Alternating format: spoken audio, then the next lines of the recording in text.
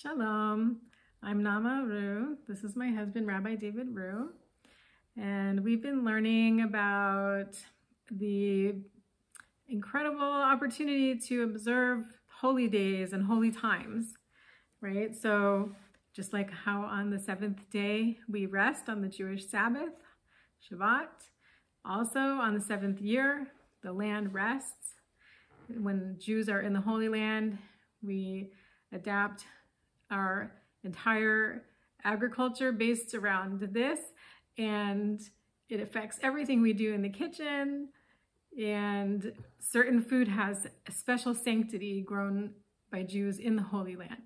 So it's very special, and we always want to increase, right? Last time we learned about adding onto Shabbat so that we have as much time in Shabbat every week as we can. And how does this work out with Shemitah? Well, last time we were talking about how you have to add some time before the beginning of Shemitah onto Shemitah, and similarly you have to add time before Shabbos onto Shabbos, and before Yom Tov, and before Yom Kippur, and so on. And the pasuk that the Gemara learned this, that Rabbi Akiva and the Gemara learned this from, was Sheshes Yamim Tavod V'Yom HaShvi Tishbos. For 6 days you will work, and on the seventh day you will rest. B'charishu v'katzir tishbos. From your harvest, from your plowing and your harvest, you will rest. So Rashi said the second half of the pasuk, B'charishu v'katzir tishbos, from plowing and harvesting you will rest, is talking about the Shemitah, because if it were talking about all of the malachos of Shabbos, it should have named all of the 39 malachos, or b'chol malacha, or from all work you will rest, something like that. The fact that it says only b'charishu v'katzir means that the second part of the pasuk is talking about only about Shemitah and not about Shabbos. The Yad Ramah learned that the entire pasuk is talking about Shabbos, is talking about Shemitah. And it says, Sheshes Yamim, it's not days, it's years. And and there are several places in Tanakh where days are used to refer to years. The Ritva, now the reason we learned this in the Ritva is because although the Yad Ramah wrote a commentary on all of Shas, it doesn't exist for us today. In certain places we only know about what he said, and certain Masechtos because he's quoted by other people. Here we know about what he said here because the Ritva quoted it. We don't have the Yad Ramah on this Gemara. So the Ritva says the only time when days becomes years is when it's not modified in some way. As soon as it's modified in some way, then days do not become years. Meaning like a specific number is what we talked about, right? A specific number or good or whatever, however it would be modified. Okay. Now, the Ritva then says, because of this, Rashi's Peshat makes sense, and he has difficulty with the Yad Ramah's Peshat. Now, we quoted last time, the Gemara says, Im Rishonim hayu malachim anu b'nei Adam. If the early ones were angels, then we're human beings. If the early ones were human beings, then we're chomorim, then we're donkeys. So, we have to understand the opinion of the Yad Ramah. Now, either open up, say, see more in the YouTube video. If you're someplace else, take out 2 chumashim. Mm-hmm. And the pasuk that the Gemara learned from was Shmos Lamed Dalet. Starting pasuk 15, we're going to be going from pasuk 14 to pasuk 26, but we're going to start in Shmos Chaf Gimel, Exodus 23, going from verse 10 to verse 19. And we're going to see that each of these talks about the same things in a slightly different order. So it starts, pasuk Yud and Yud Aleph, Sheish shanim tizra sartzecha v'yasaftes tvuasa. For 6 years you will seed your field and gather its produce. Uveshvi'ish tishmatenu unetashta, and in the 7th year you will abandon it. Ve'achlu evyonei amcha, and the poor of your people will eat. V'trom tochal chayas hasadeh, and it will be eaten by the wild animals of the field. Thus you will do to your vineyard and your olive orchard. So these two pasakim are obviously talking about Shemitah. The next pasuk, pasuk Yud Beis, Sheshes Yamim Tasei Masecha. For 6 days you will do your work. V'shvi Tishbos, and on the 7th you will rest. L'man yanuach shorcha v'chamorcha v'nafesh ben amatcha v'hager. And this you will rest on the 7th day, so that your ox and donkey can refresh themselves, and so too can your maidservant and the stranger. So this pasuk is clearly talking about Shabbos. The next pasuk, pasuk Yud Gimel, Ubechol asher amarti aleichem tisham meru, and everything that I have told you, you will keep.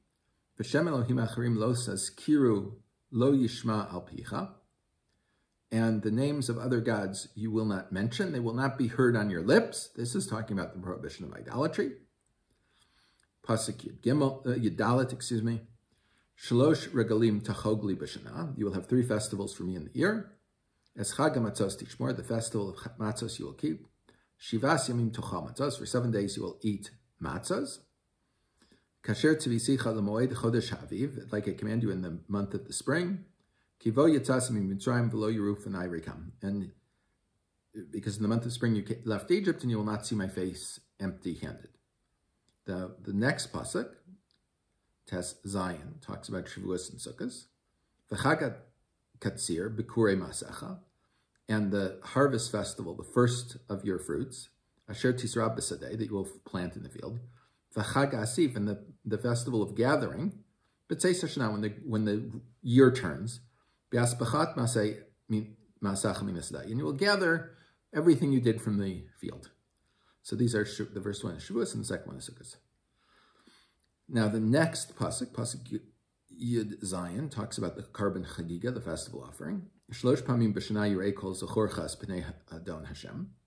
That for 3 times a year you will see, or the mitzvah of Liel Regel, that all of your males will be seen before the face of the Lord your God. The next pasuk, pasuk Yud Ches, it's talking about the slaughtering of the Karban Pesach. Lo sisbach al chametz dam zivchi. You will not slaughter on chametz, with chametz, the blood of my sacrifice. V'lo yalin chelev chagi ad boker. And you will not allow the meat, the fats, to be until the morning. They have to be burned. The next pasuk, Yud Tes, has the mitzvah of bikurim. Reishis bikurei ad maschat tavi beis Hashem Elokecha. The first of your fruits will be brought to the house of the Lord your God. And the last one, Lo sevashal gadi b'chalev mo, you will not seed the kid in its mother's milk. So we see that there are 9 separate topics discussed here. Now, in Shemos Lamed Dalet, it's at the beginning it's in a different order, and at the end it's in the same order. So the first 2 Pesukim in Lamed Dalet are actually talking about the Isser of Avodah Zarah, which was the 3rd thing that we discussed in Chaf Gimel. Ki lo sishtachvel le'el acher. You will not prostrate yourself to another god. Ki Hashem kanei shemo, because God is zealous. El kanahu, He's a jealous God. Elohei masecha lo saselach. A formed deity, an idol, you will not make. So Yud Ches, Yud Tes, and Chaf are now talking about Pesach. As Chag HaMatzos tishmor, you will keep the Pesach, Shivas Yamim Tocha Matzos, for 7 days you will Pesach, Asher Tzivischa L'moed Chodesh Aviv, that I commanded you in the month of the spring. Ki b'Chodesh Aviv Yatzasim Mitzrayim, because in the month of the spring you went out from Egypt. Pasuk Yud Tes. Kol Peter Rechem Li, all the firstborn are me. V'chol Miknechar Zachar Peter Shor V'sei, and whatever the first out of the womb is mine. Ufeter chamor tiftei b'sei, and the firstborn donkey will redeem with a lamb. Vim lo siftei v'avtov, not you'll break its neck. Kol b'chor b'necha tiftei, all the firstborn will that. V'lo yeru b'nei rikam, and you will not see my face empty-handed. This is again same idea. Now, pasuk Chaf Aleph we have to split in half according to Rashi. Sheshes yamim tavod b'yom hashvi tishbos, for 6 days you will work, and on the 7th day you will rest. Bacharisha v'katzir tishbos. So that would be the second subject we talked about. And the first subject would be then Shemitah. At the very end. Now, at this point, if you put them together and make them all about Shemitah, in a certain way, it makes a better parallelism to what we had in Shemos Chaf Gimel. And if we see it as a better parallelism, we can now understand, because of how we learn Chumash, that the Yad Ramah's Peshat actually now makes a lot of sense. Because the parallelism of breaking up the pasuk into two parts is difficult. The parallelism to Chaf Gimel is very easy if we say the whole thing is talking about Shemitah. I'm not going to do the rest of the psukim in the Parsha, but you will see each one is in the 5 subject. The next we have Shavuos and Sukkos and pasuk Chaf Beis. Then we have the pilgrimage obligations, the Karban Chagiga, and going up to the pilgrimage. Then we have the sacrifice of the Karban Pesach. Then we have first fruits, and then we have the prohibition of Basar B'Chalav, all in the exact same order in both sets. So this, what I just had of pasuk Chaf Aleph, is the key, and so you can either understand it as perfect parallelism pasuk to pasuk with one missing parsha, or you can have parallelism dividing this pasuk in half.